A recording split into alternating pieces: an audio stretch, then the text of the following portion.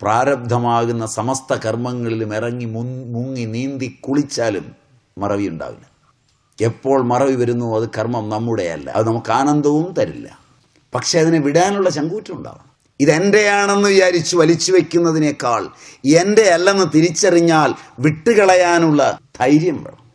ആരെങ്കിലും കൊണ്ടുവന്നൊരു പൊതി നിങ്ങളിരുന്നിടത്തുനിന്നാ കിട്ടിയത് എന്ന് പറഞ്ഞാൽ എൻ്റെ അല്ല എന്ന് എനിക്ക് അറിയാം, അതിന് തൻ്റെ ഇടവും ഉണ്ടെങ്കിൽ അത് എൻ്റെ അല്ല എന്നൊരൊറ്റ ഉത്തരേ വരുള്ളൂ. നോക്കട്ടെ എൻ്റെയാണോ എന്നൊരു സംശയമില്ല. പൊതി തുറക്കുന്നെങ്കിൽ നിങ്ങളുടെ അല്ലെങ്കിലും നിങ്ങളുടെയാണ്. കാരണം തുറക്കാൻ ആഗ്രഹിച്ചല്ലോ. തുറന്നാൽ എൻ്റെ അല്ല സുഹൃത്ത്, എൻ്റെ അല്ല. നിങ്ങൾ അറിയാതെ പോയതായിരിക്കും, പോക്കറ്റിൽ നിന്ന് പോയതായിരിക്കും. ഒരു പോക്കുമില്ല, അറ്റുമില്ല. ഇല്ല, എൻ്റെ അല്ല. അങ്ങനെ പറയരുത് കേട്ടോ, ഇത് ഞാൻ കണ്ടതാണ്. ഇനി എൻ്റെ ആണെങ്കിലും എനിക്ക് വേണ്ട, അത് താനെടുത്തു. ഇതിനൊരല്പം സ്ഥൈര്യവും ധൈര്യവും ഒരുപോലെ വേണം. ഇനി എൻ്റെയോ മറ്റോ ആണോ, എനിക്ക് ഓർമ്മയൊക്കെ കുറവുള്ളയാളാ, ഇങ്ങനെ പോകാറുണ്ട്, കാണിച്ച് നോക്കട്ടെ. അതിലാണ് ഈ കുഴപ്പം, നമ്മുടെ മിസ്റ്റേക്കൺ ഐഡൻറ്റിറ്റി. നമ്മൾ പലപ്പോഴും നമ്മുടെ സ്വത്വത്തെ മിഥ്യാരൂപേണ കൊണ്ട് നടക്കുന്നു. സ്വത്വനിരാസത്തേക്കാൾ അപകടകരമായൊരു സ്വത്വ സംഘർഷം നമ്മിലുണ്ടായിരിക്കുന്നു. അത് കർമ്മങ്ങളാൽ വർദ്ധിക്കുന്നു. ഐഡൻറ്റിറ്റി ക്രൈസിസ്, സ്വത്വ സംഘർഷം. അത് വിട്ടാൽ ഈ പ്രശ്നം തീർന്നു. ധർമ്മവും അധർമ്മവും എല്ലാ കർമ്മരംഗത്തും ബോധമുണ്ട്. ഈ ധർമ്മമാണെങ്കിലും എനിക്ക് ഈ അധർമ്മം കൂടിയേ തീരൂ. ചെയ്തോളൂ, തൻ്റെ ഇടമായി ചെയ്തോളൂ, അത് പ്രാരബ്ധമാണ്. അതൊന്നും നിങ്ങളുടെ ആധ്യാത്മിക മുന്നേറ്റത്തിൽ തടസ്സം നിൽക്കില്ല. ചെയ്താൽ അവിടെ വെച്ച് അത് തീരുമെങ്കിൽ, അവിടെ വെച്ച് തീരുമെങ്കിൽ. തീരുന്നില്ല എങ്കിൽ അത് പ്രാരബ്ധമല്ല, ഇത് അവശ്യംഭവിയാണ്. അത് കഴിഞ്ഞാൽ മറവി വരുമെങ്കിൽ അതിനെക്കുറിച്ച്, അത് കഴിഞ്ഞാൽ ആനന്ദം തിരിച്ചു കിട്ടുമെങ്കിൽ സംശയം വേണ്ട. അത് നാളെ ജയിലുകളാണ് നിങ്ങൾക്ക് തുറന്നു തരുന്നതെങ്കിലും അതിനകത്ത് കിട്ടുന്ന സുഖം നിങ്ങൾക്ക് പൂമെത്തയുടെ മുകളിൽ കിട്ടില്ല. അപ്പോൾ നിങ്ങൾ പറയും, ഗാന്ധി കിടന്നതും ഇതുപോലൊരു ജയിലിലാണ്, ഭഗത് സിംഗും ഈ ജയിലിൽ കിടന്നിട്ടുണ്ട്.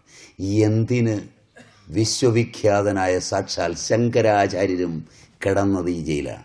ചുമ്മാ ഇരിയടാ, അതിലാണ് ഞാനും കിടക്കുന്നത്. കൂടെ ഭക്തി സൂക്ഷ്മമായി വന്നിട്ടുണ്ടെ പറയും, പണ്ടേ എൻ്റെ കാർന്നോരുണ്ടല്ലോ, ആ ഉണ്ണിക്കണ്ണൻ, അവൻ ജനിച്ചതിവിടെയാടാ, പോടാ. പക്ഷെ അത് ഈ കിടപ്പിൽ പോവില്ല. ഇതൊരു മലക്കിടപ്പിലെ പോക്കാ. മലക്കിടപ്പെന്ന് പറഞ്ഞാൽ രണ്ടുണ്ട്. മലന്ന് കിടക്കുന്നതും മലക്കിടപ്പ, മലത്തിൽ കിടക്കുന്നതും മലക്കിടപ്പ. അതുകൊണ്ട് ഇത് ആ സമയത്ത് തോന്നണമെങ്കിൽ നാം പോകുന്ന എക്സാക്റ്റ് പ്രാരബ്ധത്തിലൂടെ ആയിരിക്കണം. ഇപ്പം ജീവിതത്തെ സംബന്ധിച്ചിടത്തോളം നിങ്ങളുടെ കർമ്മം നിങ്ങളുടെ വാസനയെ തള്ളാനുള്ളതാണ്, നിങ്ങളുടെ മലത്തെ നിർമാർജനം ചെയ്യാനുള്ളതാണ്. പിന്നീട് റിപ്പീറ്റ് ചെയ്യാൻ തോന്നുന്നത് ആ ആനന്ദം കിട്ടാൻ പ്രതീക്ഷിച്ചാണ് എങ്കിൽ ഈ ചെയ്തതിൽ നിന്ന് കിട്ടിയ ആനന്ദം എന്താണെന്നൊന്ന് ചോദിച്ചു നോക്കണം. എന്നിട്ട് ചെയ്യേണ്ടി വരുമോ നോക്കണം. വരില്ല. ഒരു കർമ്മവും അതിൻ്റെ ദാർശനിക സവിശേഷതയിൽ ചെയ്താൽ രണ്ടാമത് ആവർത്തിക്കേണ്ടി വരില്ല. സ്വേച്ഛയ ഞാൻ ഈ കർമ്മം കരിഷ്യാമി എന്നും കരിഷ്യേ എന്നും രണ്ട് തരത്തിൽ സംസ്കൃതത്തിൽ പറയും. അതിൽ കരിഷ്യാമി എന്ന് പറയുന്നത് ഋത്തിക്കുകളാണ്, കരിഷ്യേ എന്ന് പറയുന്നത് യജമാനനുമാണ്.